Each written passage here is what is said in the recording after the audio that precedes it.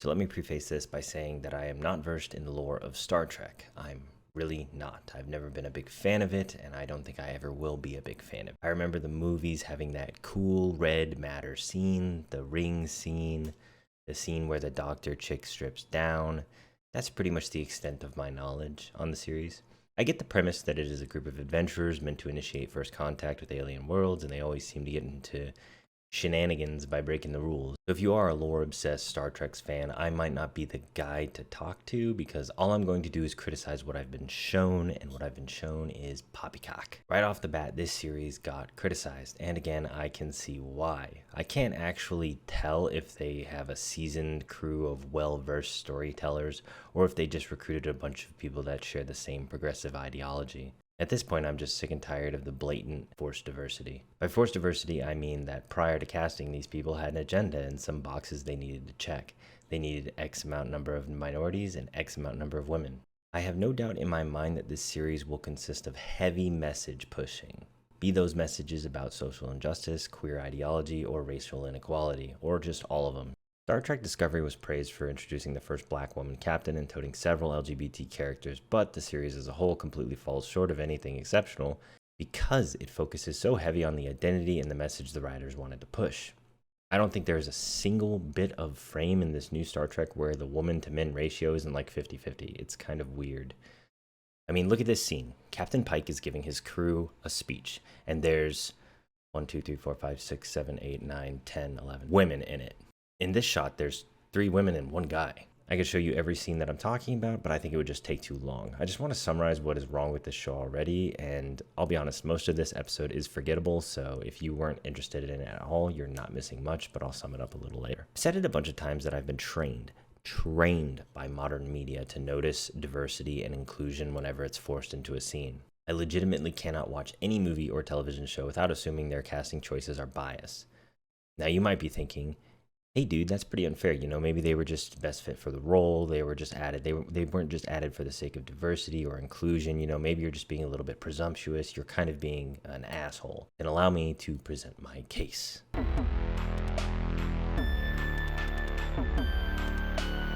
On what Star Trek means to me as a black woman, it was black people made it to the future.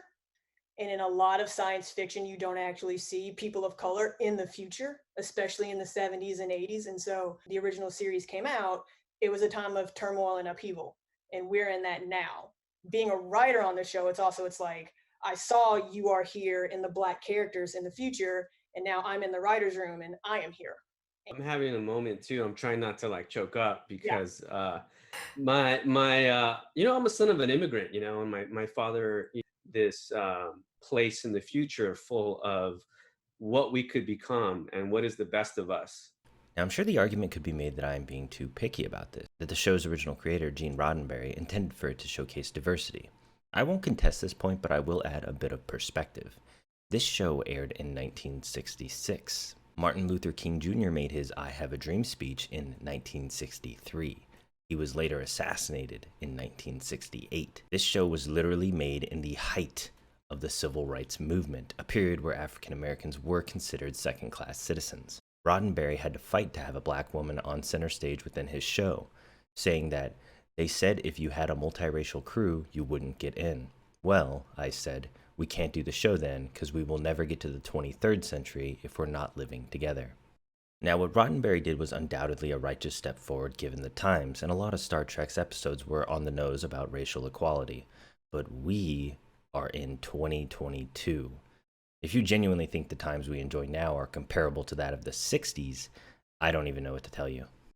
My point is, the intentions of these people is not the same as the intentions of Roddenberry. Roddenberry pushed back against obvious racial bias while creating a show about interstellar travel.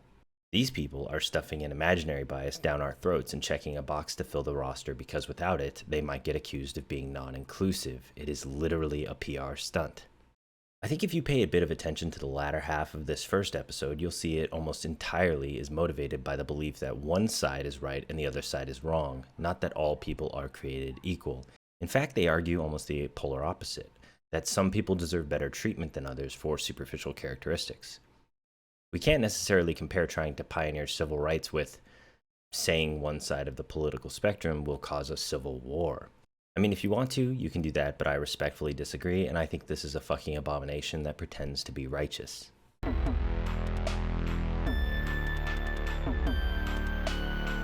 Akiva Goldsman is credited as the primary storyteller and spends his free time on Twitter criticizing Donald Trump and retweeting David Hogg. I feel like that should tell you all you need to know about the guy. Ironically enough, he claims to have blocked Elon Musk. He's making a show about space exploration and adventure and has blocked the only man that seems to be working towards that. In this tweet loved by Akiva, David Hogg is advocating for gun control by comparing it to critical race theory, also known as CRT. CRT is widely looked down on by most sane and well-adjusted people because it essentially teaches the idea that white people are inherently racist and must never overstep boundaries because they are white. David here is implying that CRT should not be removed from school curriculums as it is not as important as gun control because guns kill people. Akiva is right on board with the concept of CRT, and again, I feel like that should just tell you where the storytelling is bound to go. It should. It really should. Here's another one Akiva agrees with, where Dan Rather is comparing the literal war in the Ukraine to voting in the US because the right wing are evil and want to destroy the world. Now again, you might be saying, whoa there, dude. I don't think having political ideas is all that bad. You know, everybody in the world does. That does not necessarily mean his work will reflect those beliefs. Captain, it appears we've landed in a society in the midst of some prolonged civil conflict within this planet's government. Shades of old Earth. Are you familiar with the United States of America, Spock? Have your people never put down civil unrest? Are there groups who refuse to negotiate with you? Powerful groups? Oh, yes. Our conflict also started with a fight for freedoms. We called it the Second Civil War, then the Eugenics War, and finally, just World War III. What began as an eruption in one nation, just competing ideas of liberty to bomb each other to rubble just like we did. And then your last day will look just like this. Come on. In this first episode, Captain Pike tries to imply that the World War III was started by civil unrest in the United States of America. They are literally lore inserting the idea that it was America's civil unrest that caused the end of the world. Are you really going to sit there and tell me that the guy that believes in CRT and thinks right-wingers are going to cause a literal war isn't somehow going to insert those beliefs into the pieces of the story he conjures up? Really? Because, I mean, he already did. That I just showed you that. Now, as a backstory, would planet Earth getting into a global conflict and essentially nuking itself into extinction make sense? Yeah. It's been done before. It makes perfect sense. Mutually assured destruction, right?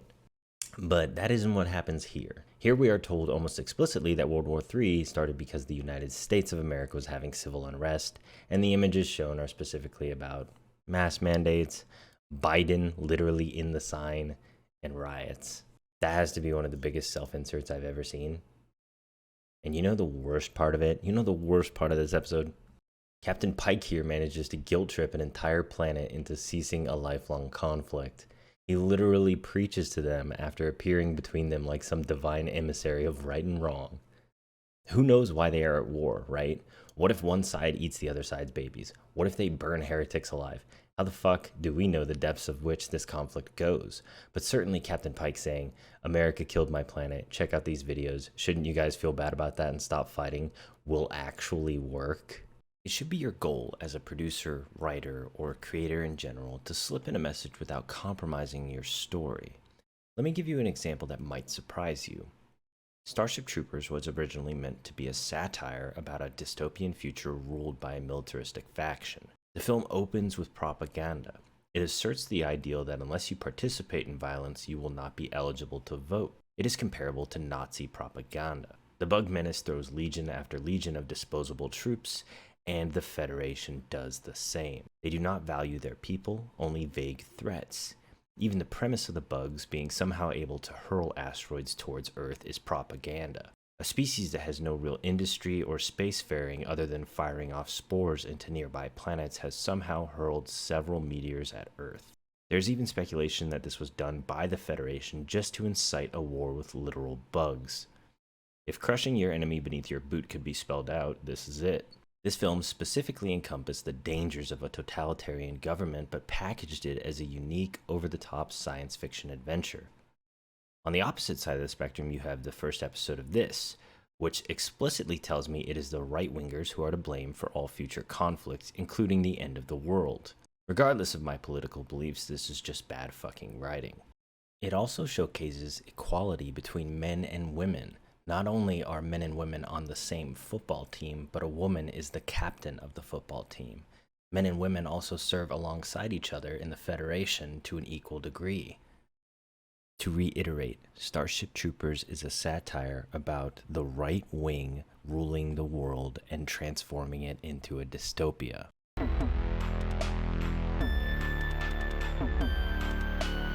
In this scene, we have the new security officer immediately say they should raise shields, with Spock suggesting that raising the shields is in direct violation of their protocol and implies that it makes no sense to do so. After a brief argument back and forth, it feels like Spock is kind of mansplaining. Pike eventually sides with the security officer and raises the shields. Suddenly, 3 plasma torpedoes from the planet rocket up and crash into the Enterprise.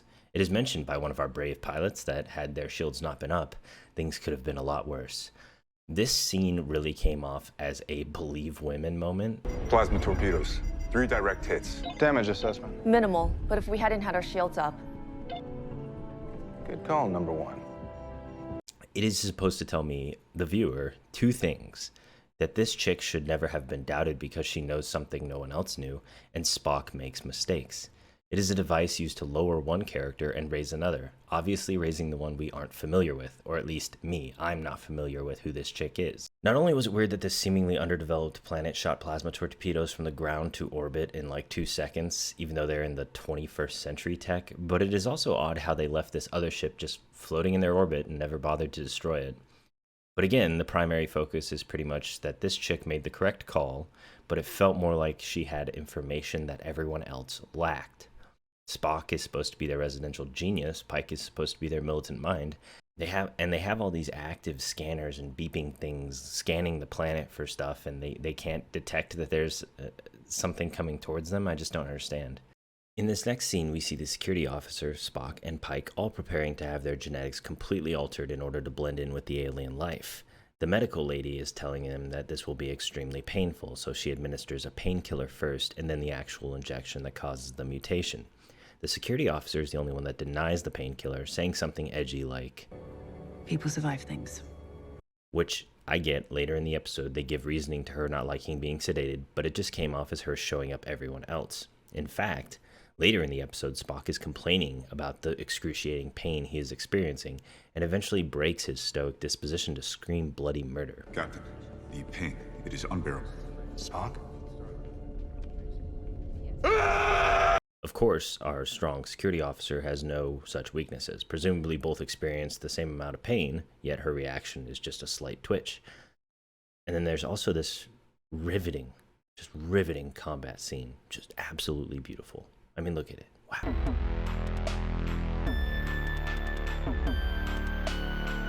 Pike comes out of exile to find a crew that went missing, only to find that they are captured on a planet that has utilized resources to create a warp bomb as opposed to a warp drive, and are seemingly on the verge of genociding themselves. Pike manages to literally talk them out of it by showing them a highlight reel of America destroying the world over Biden and giving them a holier-than-thou speech. Pretty much the highlight of the episode was Spock in shorts. At this point, I'm just considering canceling my Paramount Plus subscription because whatever these originals are, they suck dick.